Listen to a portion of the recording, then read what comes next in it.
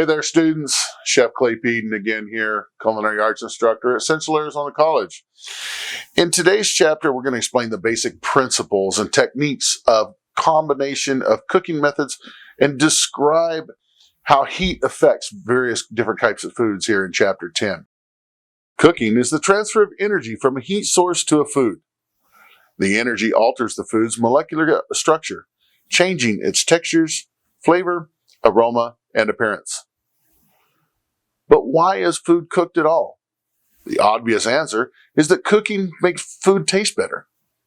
Cooking also destroys undesirable microorganisms and makes foods easier to ingest and digest. Understanding the ways in which heat is transferred, conduction, convection, and radiation helps to cook food successfully. It is also helpful to understand what heat does to proteins, sugars, starches, water, and fats in foods. To be a chef, you must master the cooking method used to transfer heat, such as broiling, grilling, roasting, baking, barbecuing, smoking, sautéing, pan frying, stir frying, deep frying, poaching, simmering, boiling, steaming, braising, stewing, and even cooking sous vide. Each method is used for many types of foods, so you apply one or more of them every time you cook. The cooking method you select gives the finished product a specific texture, appearance, aroma, and flavor. And though understanding of the basic procedures of each cooking method helps you produce consistent, high-quality products. Heat is a type of energy. When a substance gets hot, its molecules absorb energy. This causes the molecules to vibrate rapidly, expand, and bounce off of one another. As the molecules move, they collide with nearby molecules, transferring heat energy. The faster the molecules within a substance move, the higher its temperature. This is true whether the substance is air, water, an aluminum pot, or a sirloin steak. Heat energy must be transferred to food via conduction, convection, or radiation. Heat then travels through foods by conduction. Only heat is transferred. Cold is simply the absence of heat. So cold cannot be transferred from one substance to another. Now let's talk about conduction. Conduction is the most straightforward means of heat transfer.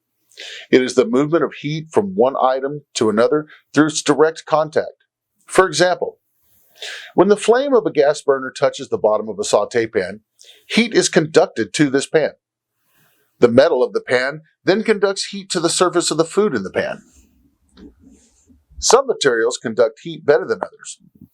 Water is a better conductor than heat than air. This explains why a potato cooks much faster in boiling water than in an oven, and why you cannot place your hand in boiling water at the temperature of 212, but you can place your hand, at least very briefly, into a 400-degree oven. General metals are good conductors, and liquids and gases are poor conductors. Conduction is a relatively slow method of heat transfer because physical contact must occur to transfer energy from one molecule to adjacent molecules. Consider what happens when a metal spoon is placed in a pot of simmering soup. At first, the spoon handle remains cool, but gradually, however, heat travels up the handle, making it warmer and warmer, until it becomes almost too hot to touch. Conduction is important in all cooking methods because it is responsible for the movement of the heat from the surface of the food to its interior. As the molecules near the food's exterior gather energy, they move more effectively and more rapidly. As they move, they conduct heat to the molecules nearby, transferring heat through the food from the exterior of the item to the interior. In conventional heating methods, non-microwave, foods cook from the surface inward, so the layers of the molecules heat in succession. This produces a range of temperatures within the food, which means that outside may brown and form a crust long before the interior is noticeably warmer. That is why steaks can be fully cooked on the outside, but still rare on the inside. Next, we're going to talk about convection. Now, convection refers to the transfer of heat through a fluid, which may be a liquid or gas. Convection is actually a combination of conduction and circulation of energy. During convection, the molecules in a fluid, whether it be air, water, or fat, move from a warmer area to a cooler one. There are two types of convection, natural and mechanical. Natural convection occurs because of the tendency of warm liquids and gases to rise while cooler ones fall. This tendency causes a constant natural circulation of heat. For example, when a pot of stock is placed over a gas burner, the molecules at the bottom of the water are warmed. These molecules rise while cooler, heavier molecules sink. Upon reaching the pot's bottom, the cooler molecules are warmed and begin to rise and turn. Meanwhile, the molecules that rose to the top are cool enough to sink again. This ongoing cycle creates currents within the stock, and these currents distribute the heat throughout the stock. Mechanical convection relies on fans or stirring to circulate heat more quickly and evenly.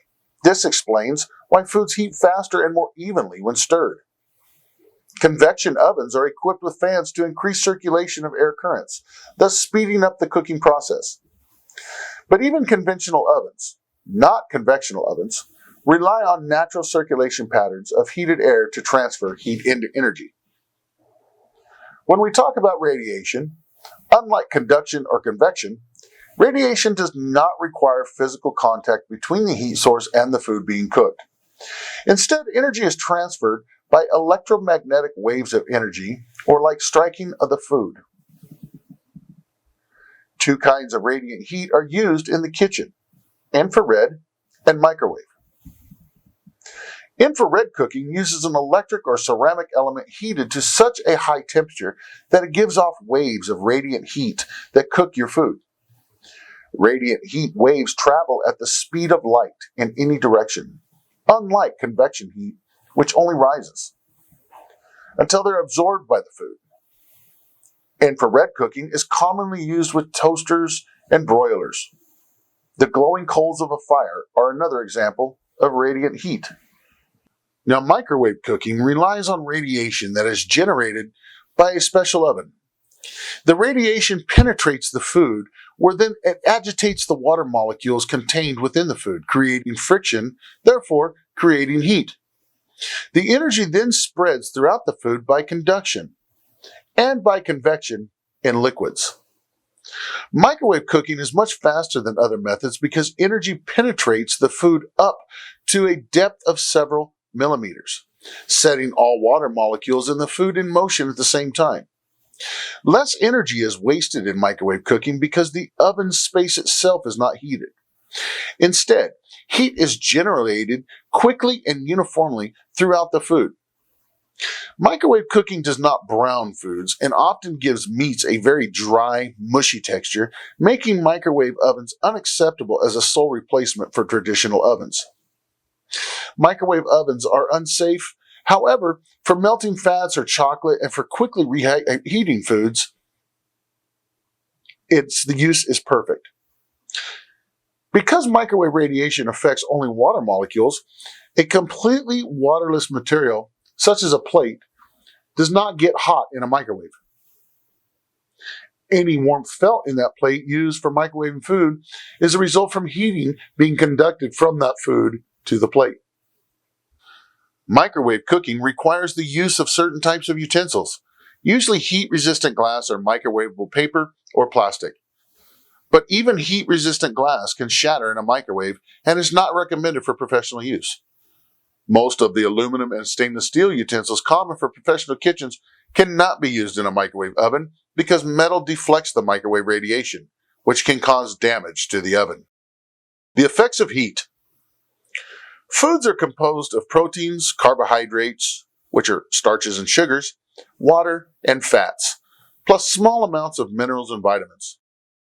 Changes in shape, texture, color, and flavor of foods occurs when heat is applied to each of these nutrients. The rate at which substance changes when cooled or heated varies according to its composition. By understanding these changes and learning to control them, you will be able to prepare foods with characteristics desired.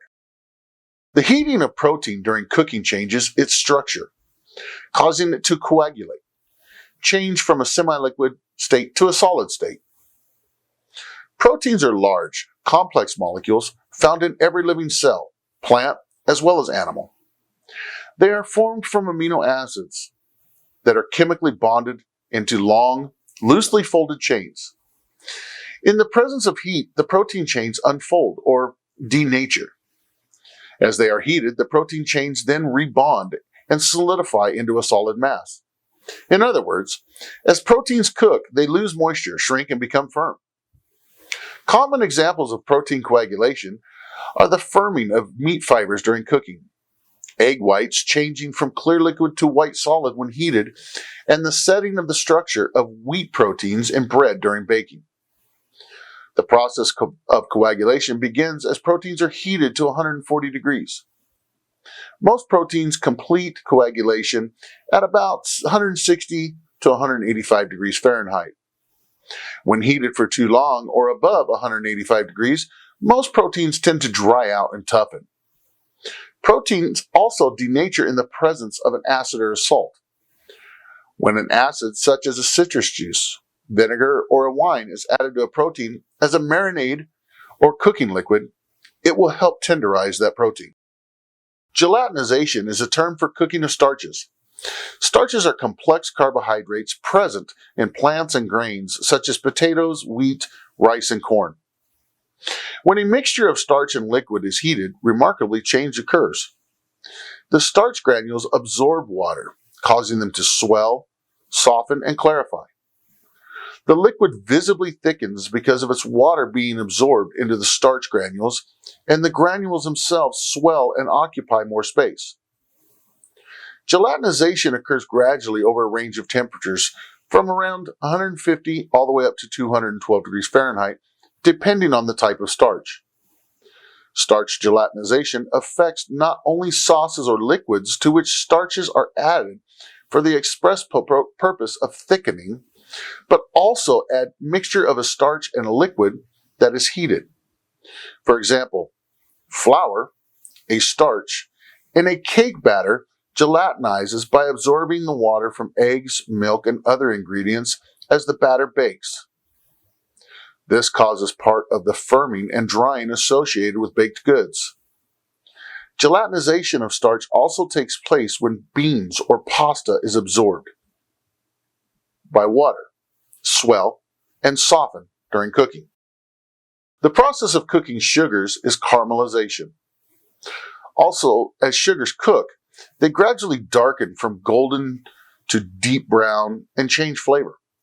Caramelized sugars is used in many sauces, candies, and desserts. But caramelized sugars are also partly responsible for the flavor and color of bread crusts and the browning of meats and vegetables. In fact, the process of caramelization is responsible for most flavors we associate with cooking. The Maillard reaction is named for the French scientist who discovered this principle. Describes the process of sugars breaking down in the presence of protein. Maillard browning occurs when proteins and carbohydrates are heated to 250 degrees and above. The product darkens and develops complex, meaty, and baked flavors. Higher alkaline foods and certain foods such as eggs, when cooked for a long period of time, will brown at lower temperatures. Some of these aromas and flavors of roasted nuts, chocolate, and coffee derive from the Maillard reaction. When we talk about browning, we refer to this process as caramelization. Sucrose begins to decompose and brown at 209 degrees or at higher temperatures when heated more quickly. The natural occurring sugars in other foods, such as maltose, lactose, and fructose, are also caramelized, but at very different temperatures. Because high temperatures are required for browning, most foods will brown only on the outside and only through application of dry heat. Foods cooked with dry heat methods, including those using fats, reach a higher temperature at which browning occurs. Because water cannot be heated above 212 degrees, foods cooked with moist heat methods do not get hot enough to caramelize. All foods contain some water. Some foods, especially eggs, milk, and leafy vegetables, are almost entirely water. As much as 75% of raw meat is water. As the internal temperature of food increases, water molecules move faster and faster until the water turns into a gas, known as steam, and vaporizes. This evaporation of water is responsible for the drying of foods during cooking processes. Fat is an energy source for the plant and animal in which it was stored. Fats are smooth, greasy substances that do not dissolve in water. Their textures vary from very firm to liquid. Oils are simply fats that remain liquid at room temperature. Fats melt when heated. That is, they gradually soften, then liquefy. Butter begins to melt at a temperature as low as 70 degrees. Fats do not evaporate. Most fats can be heated to very high temperatures without burning, so they can be used as a dry heat cooking method to fry or caramelize foods. Determining doneness. When heated, foods undergo a complex set of chemical and physical reactions that result in improved flavor, aroma, texture, and digestibility. Knowing when a food is cooked appropriately and ready to serve is determined by many factors. Observing the physical changes that take place during cooking will help you determine when food is done. For example, you may use your sense of touch to feel that a baked potato has softened, or a fork test to the tenderness of a piece of stewed meat. Doneness may be determined by specific visual clues, such as clear juices running from poultry. A fish is firm, becoming opaque, and flakes. The surface of a loaf of bread develops a crisp crust and turns an appealing brown color from caramelization. With experience, you will learn to control the application of heat and the length of time it takes to cook foods. The internal temperature of foods is another way to gauge doneness. Some foods, particularly animal proteins cooked using dry heat cooking methods, must be cooked to specific internal temperatures to ensure their food safety. Chicken, for example, should be cooked always to 165 degrees to destroy pathogenic bacteria. Internal temperatures also correlates to the desirable flavor characteristics in meats, such as grilled steak or lamb. The difference between medium rare lamb and well done is only 25 degrees, but that difference alone has a huge impact on the texture and flavor of the finished dish. The speed of heat transfer affects the time it takes for food to reach the desired degree of doneness. Carrots, cooked in boiling water, will be tender in just a few minutes. They may take 2 or 3 minutes longer to become tender when roasted in an oven. However, because the water conducts more heat efficiently than air. Boiled carrots do not have that same dry, crisp exterior as roasted carrots, which is a factor to consider when choosing a cooking method. The equipment used to prepare food, from the size and the metal of a saucepan to the type of oven, will also affect cooking time. Tools and equipment. Remember, a copper pan heats more quickly than an aluminum one. Variables in cookware from different manufacturers will also affect cooking efficiency and heat transfer. The size and temperature of the food itself affects the speed of which it cooks. A 3-pound chicken cooks more quickly than a 5-pound one. Food at room temperature cooks more quickly than a chilled item. Foods continue to cook after they're removed from a heat source. This is carryover cooking and is accomplished by the residual heat remaining in the food. When applying carryover cooking, cook the foods to an appropriate depending on the size of the item and the temperature used. Because food absorbs more heat when cooked at a higher temperature, carryover cooking is greater in an item cooked at 450 than one cooked at 325. Timing alone is insufficient for determining doneness. Introduction to cooking methods. Foods can be cooked in air, fat, water, or steam, which are collectively known as cooking media. There are 2 general types of cooking methods, dry heat and moist heat. Now, dry heat cooking method uses air or fat. They are broiling, grilling, roasting, and baking, barbecuing, smoking, sauteing, pan frying, stir frying, and deep frying. Foods cooked using dry heat cooking methods have a rich flavor caused by the browning or the Maillard reaction that occurs when moisture on the surface of the food evaporates and the sugars caramelize. With moist heat cooking method, we use water or steam. They are as follows: poaching, simmering, boiling, steaming, and cooking sous vide. Moist heat cooking methods tenderize and emphasize the natural flavors of the food you're cooking. Other cooking methods employ a combination of dry and moist heating cooking methods. The two most significant combination cooking methods are known as braising and stewing. A third combination cooking method, which also goes back to the moist cooking method, is called sous vide. Resembles both braising and poaching. Each cooking method can be applied to a wide variety of foods, meats, fish, fruits, vegetables, and even some pastries. In the following material, we will describe and show each of the cooking methods. Detailed procedures and recipes applying these methods to specific foods are found in this chapter. Locate the PowerPoints located in your cooking module. I have made a PowerPoint in there for you to look at that will describe each procedures and the recipes following. Cooking by dry heat involves applying heat either directly or subjecting the food to a heat of a flame or indirectly by surrounding the food with heated air or heated fat. Even though fat is used in some of these techniques, they are dry heat cooking techniques because liquid fat does not contain water. Fat can be used to cook at higher temperatures than water-based liquids, resulting in difference in the final product's taste, color, and texture. Broiling uses infrared radiant heat from an overhead source, such as an overhead broiler or salamander, to cook foods. The temperature at the heat source can be as high as 2,000 degrees Fahrenheit. The food to be broiled is placed on a preheated metal grate, and radiant heat from overhead cooks that food, while the hot grate below creates attractive crosshatch marks. Broiled shrimp, for example, display the crosshatch marks from the broiler on the presentation side, the surface that faces up when the plate is served to the guest.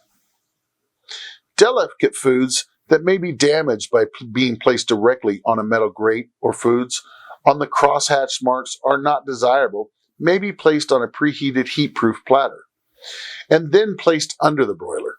For example, fillets of tender fish such as flounder, which could fall apart during cooking, are broiled on a heat-proof platter. Only relatively firm and dry fruits and vegetables are suitable for broiling.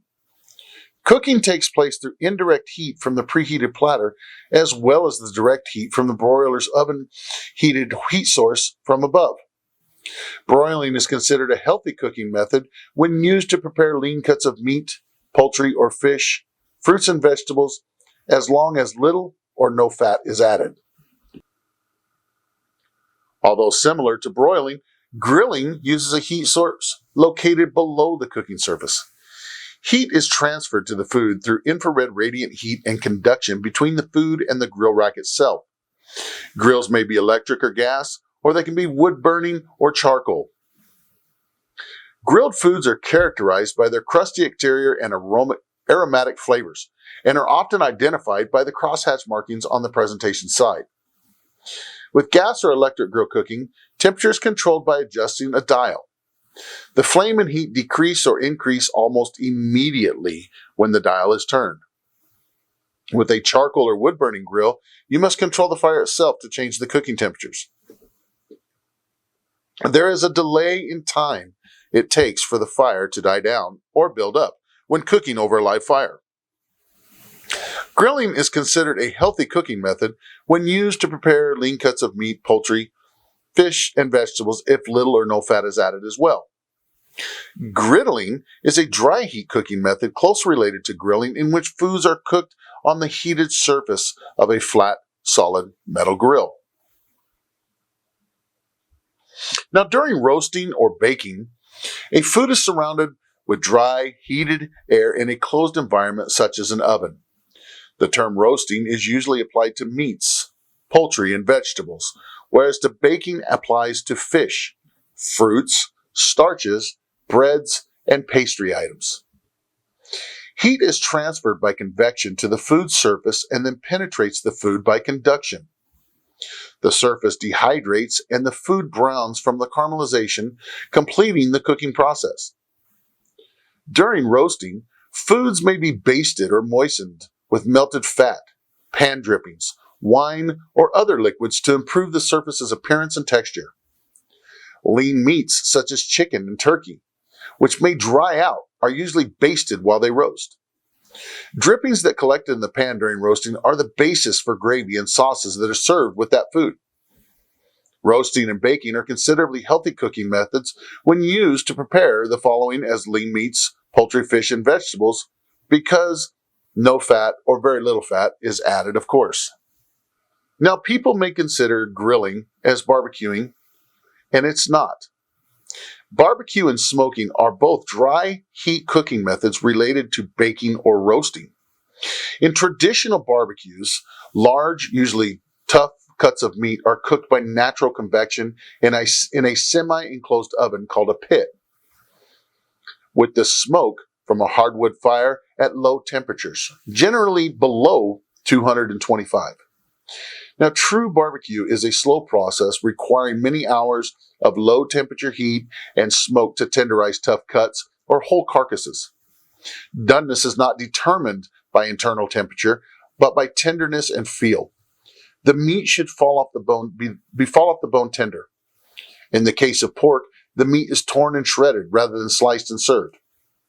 Although many grilled foods are referred to as barbecue, real barbecue is never produced over a gas or electric. Hardwood charcoal and embers are required for the long, slow burn necessary. Because authentic barbecue relies on fatty cuts of meat and poultry, it is not usually considered a healthy cooking method. Smoking is a dry heat cooking method used to cook, color, and flavor foods for immediate service or to preserve foods for later use. When smoking, heat is transferred by convection to the food surface, then penetrates the food by conduction. Smoking involves burning wood or wood chips to create those smoke vapors, which contain compounds that help preserve and flavor foods. Smoky flavors can also be added to uncooked items such as cheese and nuts by exposing them to the smoke without the heat. Sautéing is a dry heat cooking method that uses conduction to transfer heat from a hot sauté pan to food. Heat then penetrates the food through conduction. High temperatures are used to sauté, and the foods are usually cut thinly or into small pieces to promote even cooking. To sauté foods properly, begin by heating a sauté pan on the stovetop. Then add a small amount of fat. The fat should just cover the bottom of the pan. Heat the fat to the point just before it begins to smoke. The food to be cooked should be as dry as possible when it's added to the pan to promote browning and to prevent excessive spattering. Remove excess surface moisture from the food using a clean paper towel. Moist foods such as fillet of fish or a piece of chicken are dredged in flour before sautéing. Place the food in a pan in a single layer. The pan should be just large enough to hold the food in a single layer. A pan that is too large may cause the fat to burn. Adjust the heat so that the food cooks thoroughly. It should not be hot, then the outside of the food burns before the inside is cooked. The pan should be hot enough so that any surface moisture of the food evaporates quickly. The food should be turned and tossed periodically to develop that proper color. Larger items should be turned using a chef's fork or tongs that won't pierce the surface. Smaller items can be turned by shaking the sauté pan or using the pan's sloped sides to flip the items back on top of themselves. When tossing sauté foods, keep the pan in contact with the heat source as much as possible to prevent it from cooling. Sautéing sometimes includes the preparation of sauces directly in the pan after the main item has been removed. When a small amount of fat is used in this cooking medium, sautéing can be a healthy way to prepare lean cuts of meat, poultry, fish, and vegetables. Using non-stick or well-seasoned cast iron cookware to saute foods reduces the need for added fat. Sweating is related to sauteing. It is used to cook food in a pan, usually covered, without browning, over low heat or until the item softens and releases moisture. Sweating allows the food to release its flavor more quickly when cooked with other foods. Diced vegetables such as carrots, celery, mushrooms, or onions are often sweated before they're browned or added to soups and stews for further cooking. Stir frying is an Asian cooking technique that is in variation of sauteing. A wok is used instead of a saute pan. The curved sides and round bottoms of the wok diffuse heat efficiently and facilitate tossing and stirring. When stirring, the heat is kept at a constant high temperature. The wok must be heated until it appears to smoke. When the wok is properly heated, a few drops of water will evaporate within few seconds when added to the pan. The fats used for stir frying must have a very high smoke point, such as peanut oil. The foods for stir frying are usually cut thinly or into small pieces to promote even cooking. When different foods are cooked together, such as shredded carrots, cabbage, or snow peas, those that require more cooking time are added first. The ingredients must be dry before adding them to the pan, as when sauteing, a sauce is often made in the pan when stir-frying foods. Use a flat metal spatula to move the food up the sides in the pan before adding the sauce ingredients, then stir and toss the foods into the sauce. Stir-frying often requires a significant amount of fat. When a small amount of fat is used to stir-fry lean meats, poultry, and fish and vegetables, it can be also a healthy cooking technique. Pan frying shares characteristics with both sauteing and deep frying. It is a dry heat cooking method in which heat is transferred by conduction from the pan to the food using a moderate amount of fat. Heat is also transferred to the food from the hot fat by convection. Foods to be pan fried, such as slices of eggplant or pieces of bone-in chicken, are usually coated in breading. This forms a seal that keeps the food moist and prevents the hot air from penetrating the food and causing it to become greasy. To pan fry foods properly, first heat the fat in a saute pan. Use enough fat so that when the food is cooked and is added, the fat becomes 1/3 of the halfway up to the item being cooked. The fat should be at a temperature somewhat lower than what is used for sauteing. It should not smoke, but should be hot enough so that when the food is added, it crackles and splatters from the rapid vaporization of the moisture. If the temperature is too low, the food will absorb excess amounts of fat. If it is too high, the food will burn on the outside before the interior is fully cooked. When the food is properly browned on one side, use a fork or tongs to turn without piercing. Always turn the food away from you to prevent being burned from any fat that may splash. When the food is fully cooked, remove it from the pan, drain it on an absorbent paper towel, and serve it immediately. Pan frying adds a significant amount of fat to foods. Healthy alternatives to pan frying include roasting and oven frying. Pan basting is a variation of pan frying and sauteing. Portions of meat, poultry, and fish are cooked in a generous amount of butter, oil, or a combination. Fresh herbs and spices may be added to the melted fat for flavor. Once the portion of food is seared, hot butter from the pan is then spooned over it. Pan basting, although labor-intensive, enhances the appearance, flavor, and surface texture of foods cooked in this manner. This technique is also known as butter basting. Like pan frying, pan basting adds significant amounts of fat to foods. Now, deep frying is a dry heat cooking method that uses conduction and convection to transfer heat to food submerged in hot fat. Although conceptually similar to boiling, deep frying is not a moist heat cooking method because liquid fat contains no water. A key difference between boiling and deep frying is the temperature of a cooking medium. The boiling point, 212 degrees, is the hottest temperature at which food can be cooked in water. At this temperature, moist foods require a long cooking period and surface sugars cannot caramelize. With deep frying, temperatures up to 400 degrees can be reached. These high temperatures cook food more quickly and allow the food surface to brown. In contrast to partially submerged methods of pan frying, foods completely submerged in hot fat when they are deep fried. Unlike sautéing, foods are not moved as they cook and are left undisturbed in hot fat when deep frying. Foods to be deep fried are usually first coated in batter or breading. This preserves moisture and prevents the foods from absorbing excess quantities of fat. Foods to be deep fried should be the size and shape that allows them to float freely in the fat. Foods that are to be deep fried together should be in uniform size and shape. Delicately flavored foods should not be deep fried in the same fat used for more strongly flavored ones. The former could develop an odd taste from the residual flavors left in the fat. Deep fried foods should cook thoroughly while developing an attractive deep golden brown color. Today, most deep fried foods is done in a specifically designed commercial fryers.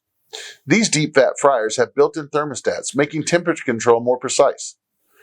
Deep frying foods in a saucepan or on the stove is discouraged because it is both difficult and dangerous. The fat can spill easily, leading to injuries or creating a fire hazard. Now we talk about recovery time. It's usually very slow, and temperatures are difficult to control. To deep fry food, first heat the fat or oil to a temperature between 325 and 375. The cooking medium's temperature can be adjusted within this range to allow interior of thicker foods or frozen foods to cook before their surface becomes too dark.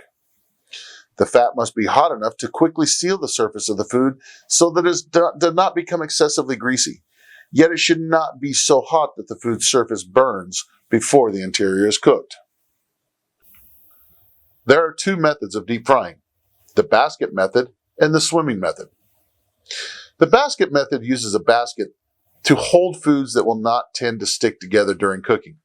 Typically, these foods are breaded and are individually quickly frozen. The basket is removed from the fryer and filled as much as 2/3 full of the product. Do not fill the basket while it is hanging over the fat, as this allows excess salt and food particles to fall into the fat, shortening the usable lifetime of that fat. The filled basket is then submerged in hot fat. When cooking is completed, the basket is used to remove the foods from the fat and hold them while the excessive fat drains off. A variation of this procedure is double basket method. It is used because many foods float as they deep fry. This may produce undesirable results because the portion of the food is not submerged, may not cook. To prevent this and to promote even cooking, a second basket is placed over the food held in the first basket, keeping the food submerged in fat. Most battered foods initially sink to the bottom when placed in hot fat, then rise to the top as they cook. Because they wouldn't stick to a basket, the swimming method is used for these foods. With the swimming method, battered foods are carefully dropped directly into the hot fat. Baskets are not used. They rise to the top as they cook.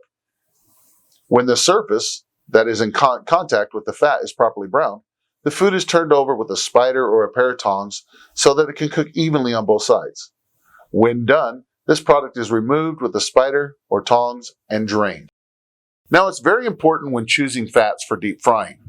Many types of fats can be used.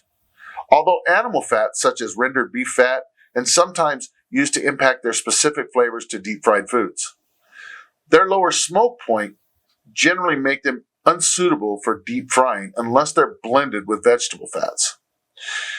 By far, most common fats used for deep frying are vegetable oils such as soybean, peanut, or canola, all of which have higher smoke points and are relatively inexpensive.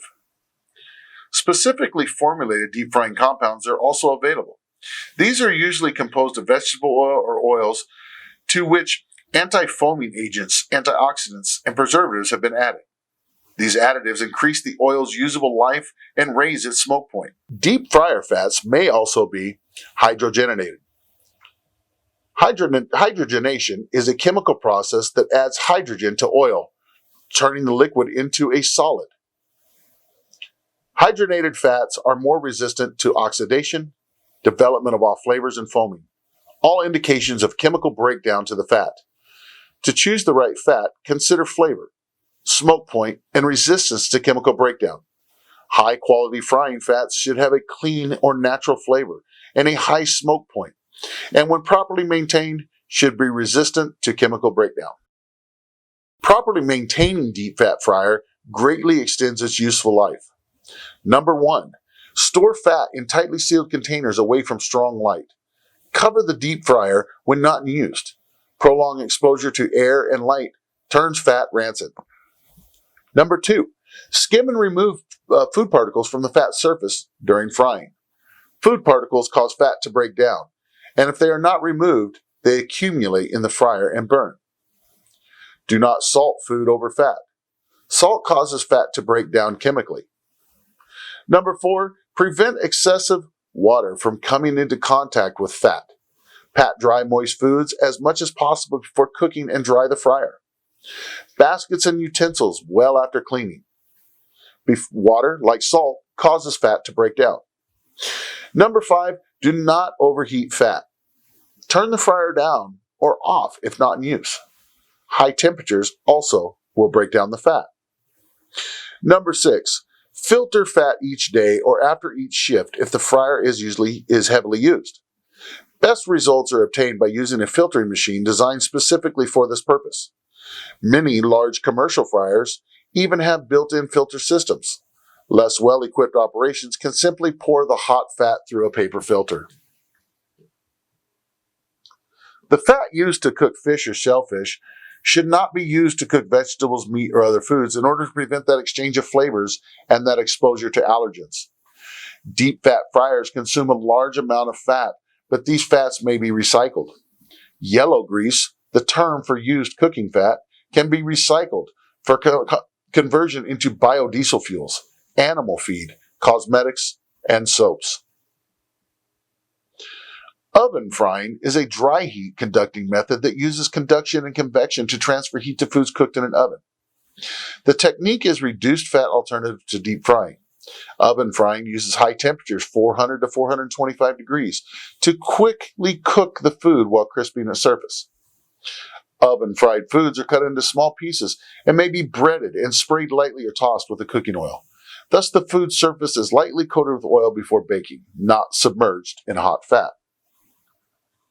Moist heat cooking methods.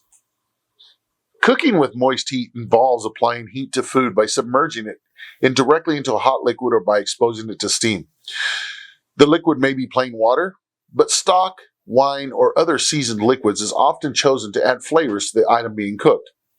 When heating liquid is moist heat cooking methods, cover the pot to prevent heat loss and evaporation.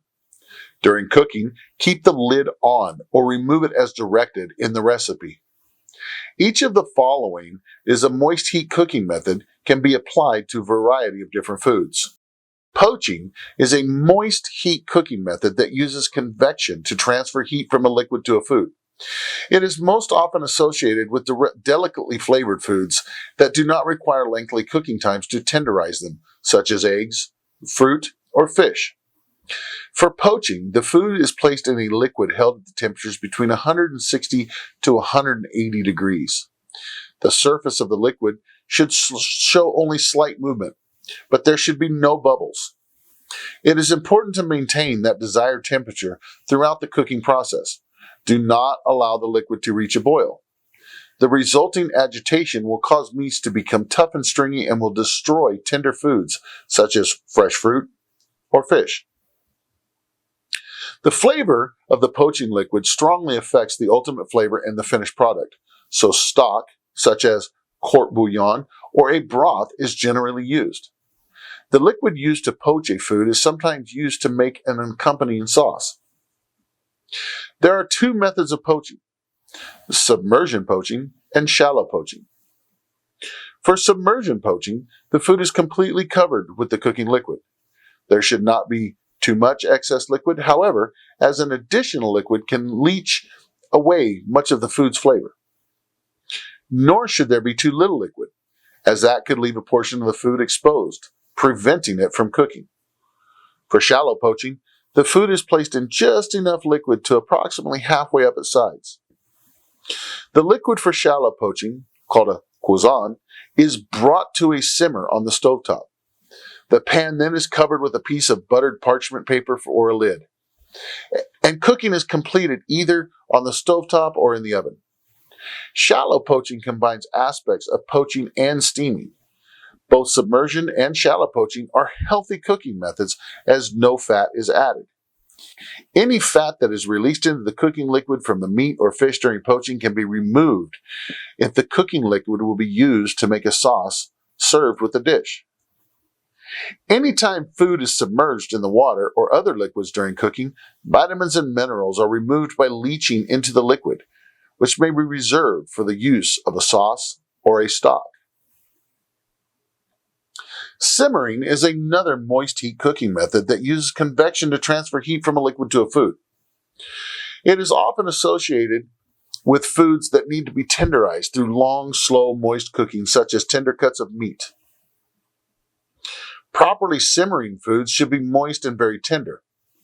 For simmering, the food is submerged in a liquid held between 185 and 205. Because simmering temperatures are slightly higher than those used for poaching, there should be more action on the liquid surface, with a few air bubbles breaking through. As with poaching, the liquid used for simmering has a great effect on the food's flavor. Be sure to well flavor your stock or your broth and to add mirepoix, herbs, and seasonings as needed. Simmering is a healthy method, but as no fat is added. Any fat that is released into the cooking liquid from the meat or the fish during the simmering should be removed if the liquid will be used to make a sauce served with the dish.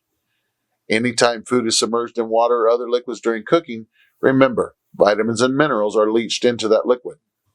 Boiling, as you know, is another moist heat cooking method that uses the process of convection to transfer heat from a liquid to a food. Now, boiling relies on large amounts of rapidly bubbling liquids to cook foods. The turbulent waters than relatively high temperatures cook foods more quickly than does poaching or simmering. Few foods, however, are cooked by true boiling. Most boiled meats are actually simmered. Even hard-boiled eggs are really only simmered.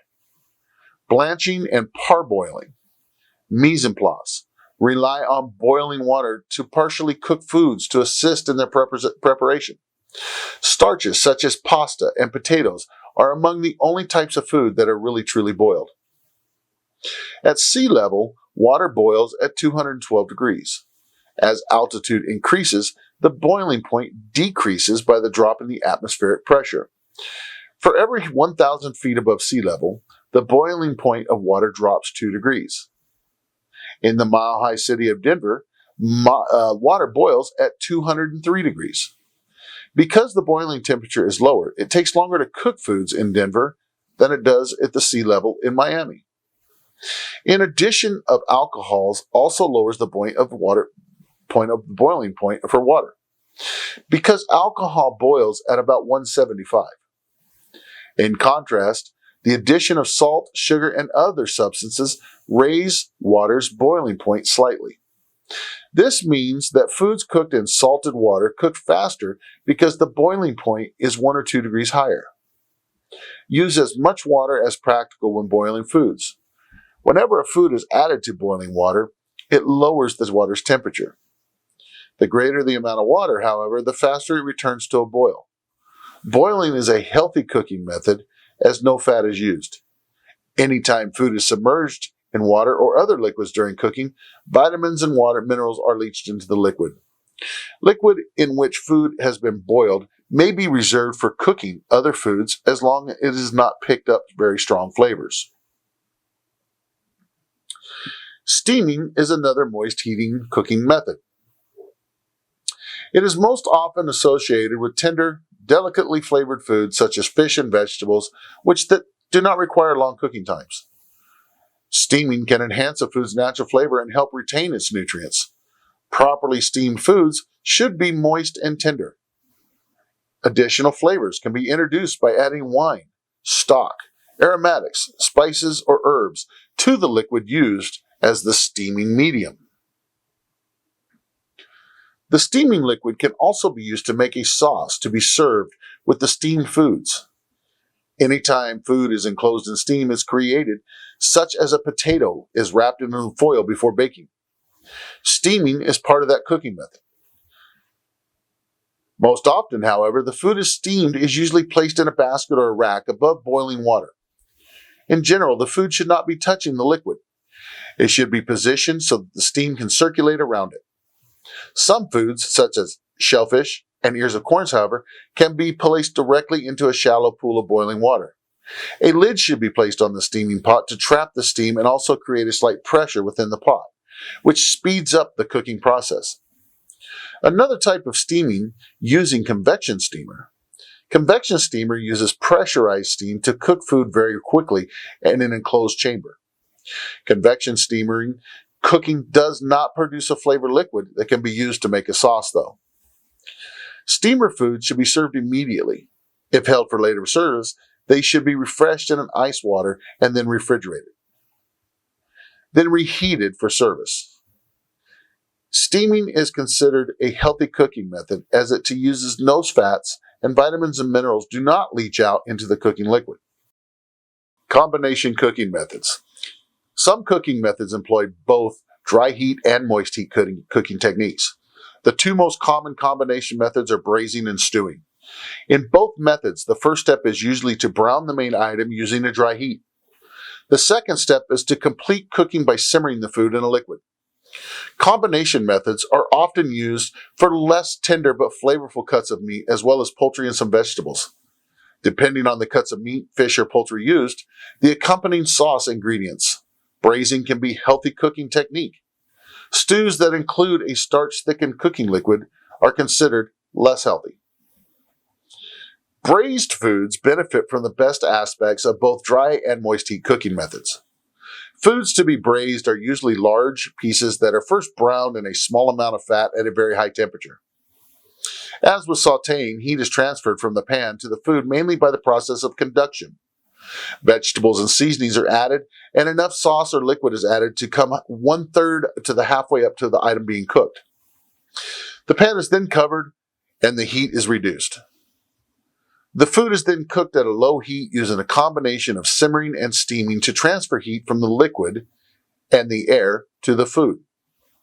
This can be done on the stovetop, in a tilting skillet, or in the oven. A long, slow cooking period happens, and it helps tenderize this item.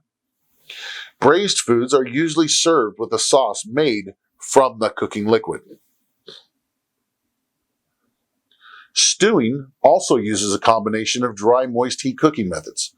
Stewing is most often associated with smaller pieces of food that are first browned in a small amount of fat or oil or blanched in a liquid. Cooking is then finished in a liquid or sauce, which it is served as part of the finished dish. Stew foods have enough liquid added to cover them completely and are simmered at a constant temperature until tender. Cooking time is generally shorter for stewing than for braising because the items are cut smaller. Sous vide, a French term that means under vacuum, is a low temperature combination cooking method that resembles braising or poaching. Foods are vacuum sealed in heavy gauge plastic pouches and then cooked in a temperature controlled water bath. Because pouches are completely sealed, flavorful juices stay within the foods. The temperature of the food will not exceed the temperature of the water bath. This cooking method, which uses conduction to convey heat from the hot water bath to the food, has been used for several decades in commercial food production. It is of increasingly interest to restaurant chefs for its precise and specific results. To prepare foods sous vide in their kitchen restaurant, individual portions or smaller quantities of meat, poultry, fish, vegetables, and other foods trimmed and seasoned and placed in food-grade, heat-resistant plastic pouches. The pouches are then sealed in a chamber vacuum machine. The chamber vacuum machine, which removes air and increases the pressure on the food, ensures that the heat transfers efficiently from the water to the food in the pouch during the cooking. Removing oxygen also increases the shelf life of the food. both before and after it is cooked sous vide. Pressure is adjusted according to the food being cooked. Firmer cuts of meat with low moisture content are packed at a much higher pressure than a fragile, moist cut, for example. Sous vide is used to cook fish, vegetables, and tender cuts of poultry and meat, such as a beef tenderloin. Tougher cuts of beef, lamb, veal, and other meats that benefit from braising are also ideal for sous vide cooking.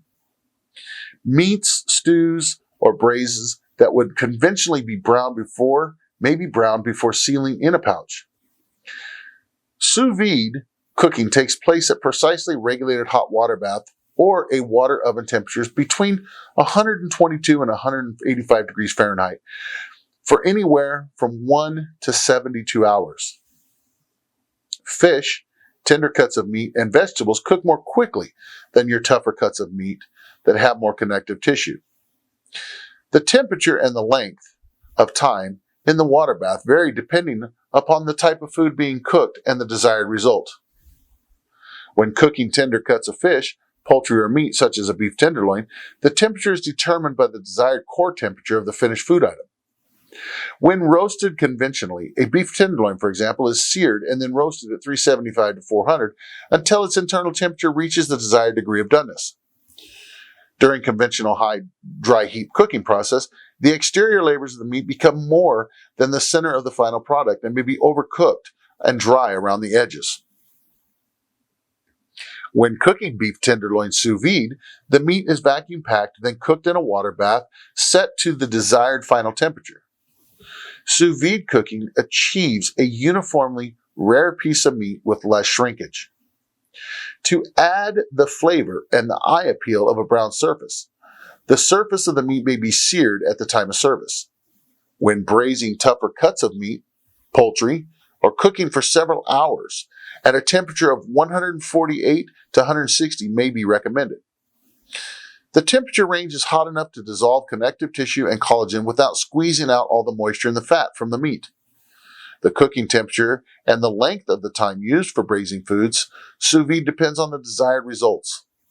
A briefer cooking time at a higher temperature may be all that is needed to produce a fork tender meat with conventional braises. But cooking the food longer at a lower temperature may result in the meat that retains its shape and its pink color, resembling rare meat, but yet it is fully cooked and juicy. One benefit chefs cite for sous vide cooking is precision. Once food cooks sous vide reaches the temperature of a water bath, it cannot overcook, and it can be held at that desirable temperature for several hours in the water bath before service. Although holding a food in a water bath for too long does not alter its temperature, it may soften its texture. Foods cooked sous vide may also be chilled below the temperature danger zone and then held under refrigeration or frozen for later service. When refrigerating pouches of food cooked sous vide, store them covered with ice. Food safety is the utmost concern when using sous vide techniques because of the low cooking temperatures and low oxygen atmosphere in the vacuum-sealed pouches. Such pathogens as botulism, listeria, and salmonella can multiply in low cooking temperatures used. The 2013 Code Food requires that detailed HACCP program, including time and temperature monitoring, may be in place in any food service operation using sous vide cooking method. Before using sous vide techniques, consult your local health authorities to learn what technical training, licensing, and record keeping are required. Some communities may even prohibit the use of sous vide cooking entirely. Hope you've enjoyed this lecture. Hey, and remember to check out those extra PowerPoints of different cooking procedures and methods that I shared with you in your module. And remember, who handles the knife in the kitchen is the one that's always right in the kitchen. You guys out there, you guys keep learning by cooking, and we'll see you on the next one.